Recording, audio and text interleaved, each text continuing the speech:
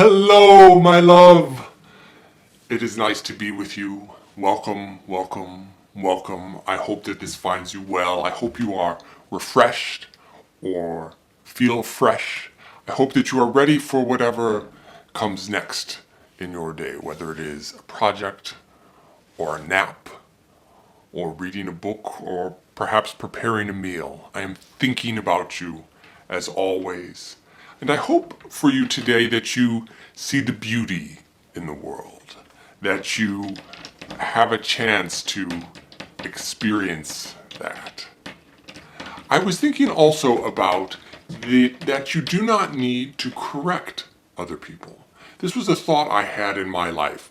As I went through my life, I thought that if somebody said something that I thought was wrong, or they made a mistake or an error in conversation or whatnot, I thought it was my obligation to correct them.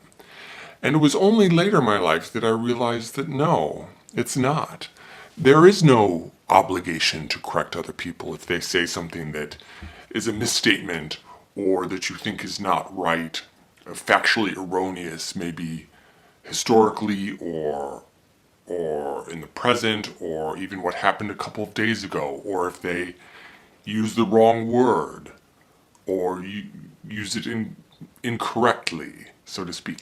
You don't have to stop and correct them if they give you statistical data and it is incorrect. You just don't have to correct them. And it is a very freeing thought, or at least I found it a very freeing thought, to realize, I don't have to correct them. There's no obligation. You are not admitting to the accuracy of their statement when you stay silent.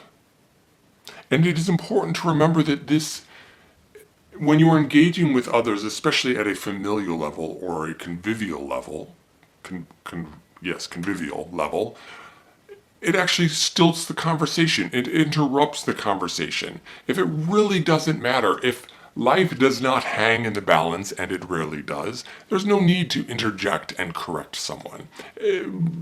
Most importantly, people tend to do this, or at least I found I tended to do this, I must admit, because it made me feel good, like I knew something, like I was the smart one. Well, that just doesn't really get you anywhere. Now again, if it's a particular debate, or if there is indeed something at issue, or you're in actual contractual negotiations, then you need to be transparent. You need to be honest. And if there's a miscommunication or a misunderstanding, you indeed should correct someone. I am not recommending silence to obtain subterfuge by any means, but there's just no obligation.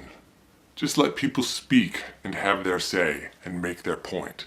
And then if you want to argue details next when it is your turn to exchange or present your opinion, by all means go ahead, but often there's just no point in correcting people, or it's just unnecessary. And there's a little bit of hubris in it too, because you are assuming that you are indeed correct. I would not often, but when I would correct people about something I thought was wrong in what they said, and then I went back and actually did a little bit of the research and looking up, it was either ambiguous or I was just flat out wrong.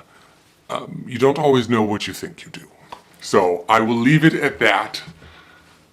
I will bid you adieu, and I will recommend again Chasing the Scream, which is such a different perspective on addiction and how to approach addiction and how to think about addiction, which you knew was something I was very interested in. I cannot recommend it highly enough. Its viewpoint was definitely, when it came out and even too long after, not accepted. But the great thing about that book is that it backs it up. It provides all of the information and the foundations for its theory, so to speak. Although the author really is presenting mostly the theories of others or amalgamating them. But anyway, it is a phenomenal book. I cannot recommend it enough, especially if there are people in your life struggling with addiction.